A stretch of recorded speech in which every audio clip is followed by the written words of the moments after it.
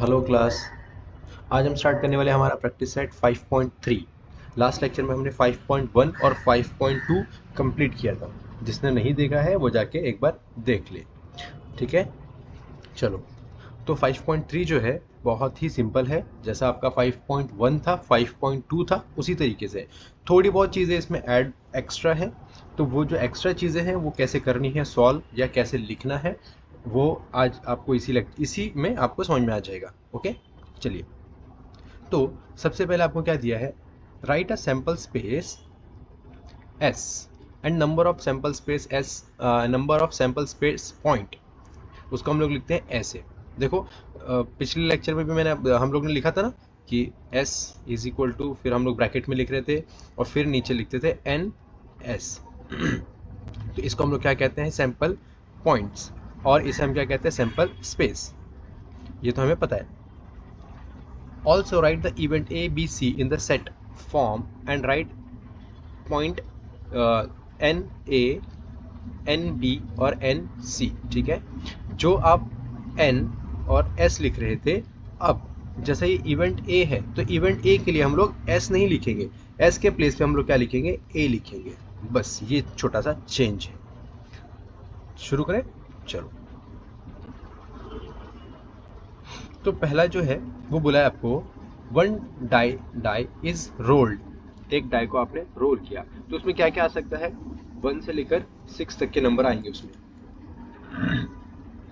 तो 1 से लेकर 6 तक के जो नंबर्स हैं उसी में से हमें सारे क्वेश्चंस को सॉल्व करना है। तो इवेंट ए क्या है, even number on upper surface.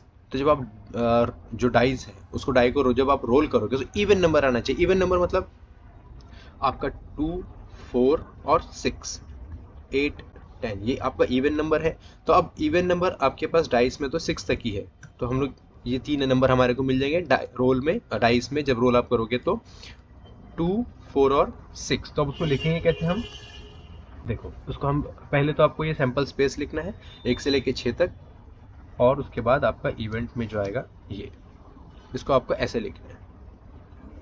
आई बात समझ में कि condition for event A even number on the upper surface, ये पूरा लिखोगे आप।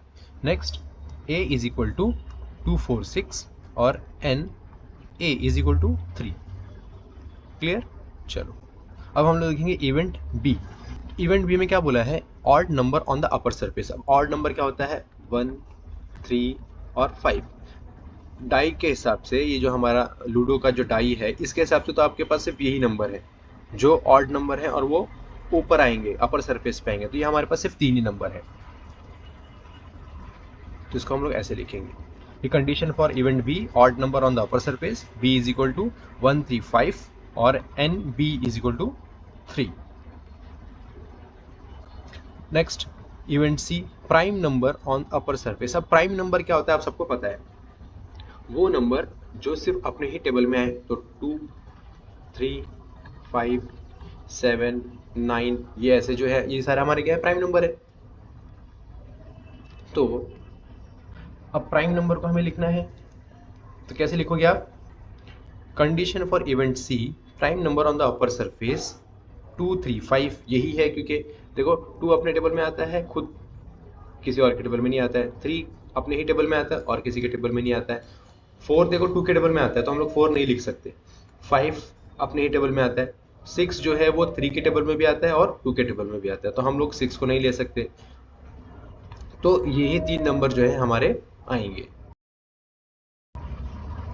अब देखते हैं हम next question, question number 2। Question number 2 में आपको क्या पूछा है, 2 डाइस आर रोल्ड साइमल्टेनियसली। ठीक है, 2 डाइस को आपने क्या किया, एक साथ फेंका है, और आपको इवेंट्स क्या दिया है, इवेंट ए में बोला है sum of the digits on the upper surface is a multiple of 6। तो सबसे पहले हमने ये जो ये है ना, इसको हम लोग यहाँ पर लिखेंगे s इज इक्वल टू 1,1, 1,2, है ना। 1 मतलब वो जो डाइस है, एक डाइस में आपको 1 आया है, दूसरे डाइस में आपको 1 आया है। फिर सेम चीज़, एक डाइस में आपको 1 आया है, दूसरे इसमें आपको 2 आया है। फिर से सेम आपने फेंका तो 1 और 3 आया, आने के चांसेस हैं ये, है ना। तो हमें इसको ऐसे ही लिखना है पूरा। तो सैंपल स्पेस हम लोग लिखेंगे पहले। तो जो पूरा ये हमारा हमने सैंपल स्पेस लिख लिया है। अब इसमें जो पॉइंट है, सैंपल पॉइंट्स, वो कितने हैं, तो वो है आपके टोटल 36। ओके, अब इवेंट ए की बात करते हैं हम लोग। तो इवेंट ए में बोला है sum of the digits on the upper surface is multiple of 6। Multiple of 6 मतलब 6 से मल्टीप्लाई होने वाले नंबर चाहिए, पर वो क्या है, सम है, मतलब प्लस करेंगे तब बनता है। तो ऐसे कौन से नंबर्स हैं जो प्लस करने पर 6 या 6 के मल्टीपल्स बनते हैं? तो हम लोग चेक करेंगे यहाँ से। अगर आप देखोगे तो 6 और 6 के मल्टीपल, तो यहाँ पर देखो बन रहा है 5 + 1 6 हो गया, और नहीं ये तो 7 हो जाएगा। और यहाँ पर अगर आप देखोगे 3 + 3 बनता है, और 4 + 2 एक है, और क्या बन रहा है आपका, यहाँ पर भी देखो 4 + 2 बनता है, और 5 + 1 6 हो रहा है। ठीक है, तो ये जो है ये सब क्या है आपके सम ऑफ दी, मतलब ये सम है, सम मतलब प्लस करेंगे तो 5 + 1 6, और ये 6 क्या है, मल्टीपल ऑफ 6 तो है, आपको तो पता ही है। तो इसको हम लोग लिखेंगे ऐसा, कैसा, condition for event A, the sum of the digit on the upper surface is multiple of 6, और यहाँ पर आ जाएगा 1, 5, 2, 4, 3, 3, 4, 2, 5 और ये 6। ठीक है, ये मैंने लेना भूल गया। तो आपके पास टोटल 6 बन जाएंगे। तो आपके पास 6 ऐसे चांसेस हैं, 6 चांसेस हैं कि जब आप डाइस को थ्रो करोगे, रोल करोगे, तो आपको मल्टीपल ऑफ 6 आपको मिल जाएगा। आई बात समझ में? अब हम लोग देखेंगे next event. Event B, sum of the digit on the upper surface is minimum 10। Minimum क्या होना चाहिए, वो उनका जो सम है वो 10 होना चाहिए। तो जो हमने अभी 2 बार डाइस को रोल किया है, उन 2 बार डाइस को रोल करने के बाद हमें कम से कम 10 आना चाहिए प्लस करने पर। तो कहाँ कहाँ पर बन रहा है ऐसा हम लोग देखेंगे। तो यहाँ पर देखो, पहला यहाँ पर बन रहा है, ओके, 6 + 4 10, और यहाँ पर आप देखो 5 + 5 10, और इसको भी आप देखो 6 + 5 11, ये भी 10 बन रहा है ना, कम से कम 10 तो बन रहा है। 6 + 4 ये 10 बन रहा है, ये भी बन रहा है, और ये भी बन रहा है। तो हमारे पास टोटल कितने, 6 ऐसे बार है, 6 बार आपके ये सब आया है।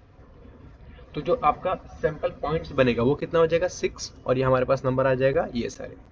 तो आप इसको लिखोगे कैसे, condition for event B, the sum of the digit on the upper surface is minimum 10, और 4,6, 5,5, 5,6, 6,5, 6,5 और 6,6। तो ये सब जो है ये आपकी क्या है, सम ऑफ मिनिमम जो है ये आपका 10 बनाता है। ठीक है, नेक्स्ट इवेंट सी। इवेंट सी में आपको क्या बोला है, the same digit on both the upper surface. Upper surface पे आपको क्या आना चाहिए, सेम डिजिट आना चाहिए, जैसे कि 2 और 2 आ गया, 1 और 1 आ गया, ये बोला है आपको। 4 4 5 5 6 6, तो ऐसे कितने हैं आपके पास, 1 2 3 4 5 6, ऐसे हमारे पास 6 नंबर्स हैं। ये था सिंपल सा। ठीक है, ये हो गया आपका क्वेश्चन नंबर 2। इवेंट बी में आपको क्या बोला है, the number formed is divisible by 3। आपका एक नंबर ऐसे बने यहाँ पर इस ये जो आपका सैंपल स्पेस है कि वो डिविजिबल बाय 3 है, 3 से डिवाइड होने वाले। तो देखो 3 के टेबल में 12 आता है, 3 4 ज़ा 12, तो ये आएगा यस, ये हो गया। 3 5 ज़ा 15, यस। 3 7 ज़ा 21, यस। 3 8 ज़ा 24, यस, ये भी आ जाएगा। ये आ जाएगा 3 10 ज़ा। ये तो आपको 3 के टेबल में आ रहे थे, इसके लिए आपने फटाफट पता कर लिया। अब आगे का देखते हैं, आगे कौन कौन से नंबर है जो 3 से डिविजिबल है, तो थोड़ा सा ढूंढना पड़ेगा आपको। देखो ये नहीं होगा, ये भी नहीं होगा, है ना, ये भी नहीं होगा, ये भी नहीं हो रहा है, ये भी नहीं हो रहा है, ये हो रहा है। देखो 3 1 ज़ा 3, 3 1 ज़ा 3, बचा कितना 1, तो और 3 4 ज़ा 12, ये बन रहा है ना, 3 से डिवाइड हो रहा है, तो यस। तो आपको एक नंबर और मिल गया जिसका जो है 42। और कोई नंबर ऐसा बन रहा है क्या, ये भी नहीं बनेगा, ये भी, ये बन रहा है। देखो अगर आप इसको डिवाइड करोगे, 3 1 ज़ा 3, 3 1 ज़ा 3, बचा कितना 1, तो ये हो जाएगा 15, 3 5 ज़ा 15, तो 45 भी आपको मिल रहा है, और ये तो नहीं है। तो ऐसे आपके पास टोटल कितने नंबर हो गए जो 3 से डिविजिबल है, तो 1 2 3 4 5 6 7, तो टोटल आपके पास कितने, 7। इसको हम लोग लिख लेंगे यहाँ पर, इस तरीके से आप लिख के, सॉरी मैंने नीचे का ध्यान नहीं किया, मेरा यहाँ पर भी था नंबर 1 51, और ये सॉरी, तो 7 नहीं, टोटल 9 नंबर्स बनेंगे हमारे, और 9 नंबर जो है वो हम लोग ऐसे लिख लेंगे। क्लियर हो गया? नेक्स्ट नेक्स्ट में आपको क्या बोला है, condition for C, number formed is greater than 50, 50 से बड़ा होना चाहिए। तो 50 से बड़े सिवा आपके पास कितने नंबर है, 4 नंबर है, तो आप लिख दो, आप इस तरीके से इसको लिख दोगे। ओके, तो ये था आपका क्वेश्चन नंबर 4। अभी देखिए हम क्वेश्चन नंबर 5। क्वेश्चन नंबर 5 में क्या बोला है, from 3 men and 2 women environment committee of 2 person is form. तो हमें क्या बोला, 3 मेन है और 2 वुमन है, और इन पांचों से मिलाकर हमने क्या किया है, एक इन्वायरमेंट की कमेटी बनाई है जिसमें कम से कम 2 लोग होने चाहिए। अब वो 2 लोग कुछ भी हो सकते हैं, मैन वुमन हो सकता है, मैन मैन हो सकता है, वुमन वुमन हो सकती है। तो हमने क्या किया, यहाँ पर सबको नंबर्स दे दिए कि ये मैन 1 है, ये 2 है, ये 3 है, और ये वुमन 1 है, ये वुमन 2 है। अब इनकी जो कमेटी बनेगी, इनकी कमेटी कैसे बन सकती है, तो ये एक पर्सन और ये एक पर्सन, ये दोनों की कमेटी बन सकती है। नेक्स्ट, ये एक पर्सन और ये एक पर्सन की कमेटी बन सकती है, और उसके बाद ये एक पर्सन और ये एक पर्सन की कमेटी बन जाएगी। फिर ये और ये दोनों की कमेटी बन सकती है, और एक जो बचा लास्ट में वो ये कि मैन 2 और मैन 3 की कमेटी बनेगी।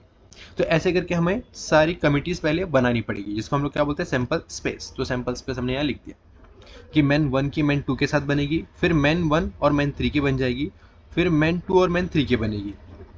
उसके बाद मैन 1 वुमन 1 के साथ एक कमेटी फॉर्म करेगा, और फिर 1 जो है वो 2 के साथ भी एक कमेटी फॉर्म करेगा, फिर 2 भी सेम ऐसे ही करेगा, और 3 भी सेम ऐसे ही करेगा।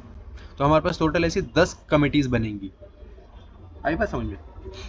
अब हम लोग बात करते हैं कंडीशन 1 की, there must be at least 1 woman, एक औरत होनी चाहिए कमेटी में, ऐसे बताओ। तो देखो यहाँ पर एक औरत के लिए तो एक ये रहा, ये रहा 2, ये रहा 3, 4, 5, 6, एटलीस्ट 1 बोला है, तो 2 तो हम लोग बोल नहीं सकते। क्या बोल सकते हैं, एक औरत होनी चाहिए कम से कम। तो यहाँ पर 2 औरत है ना, क्या प्रॉब्लम है,